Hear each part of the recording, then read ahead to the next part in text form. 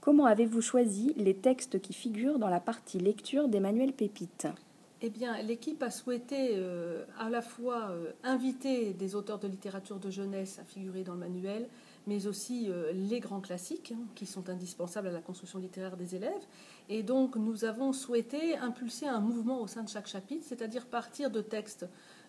qui seront proches des élèves, avec des personnages qui parfois leur ressemblent, ont parfois leur âge, parlent un français correct, mais non trop soutenu, de façon à ce qu'ils puissent s'y retrouver facilement. Et puis nous abordons des textes de plus en plus longs, de plus en plus complexes, qui vont les éloigner de leur univers de référence pour entrer dans des mondes plus littéraires. Nous avons souhaité aussi soigner particulièrement la coupe du texte, c'est-à-dire que nous cherchons à faire que chaque élève ait envie de lire la suite, de lire ce qui se passe après, et puisse avoir envie de passer à la lecture de l'œuvre complète.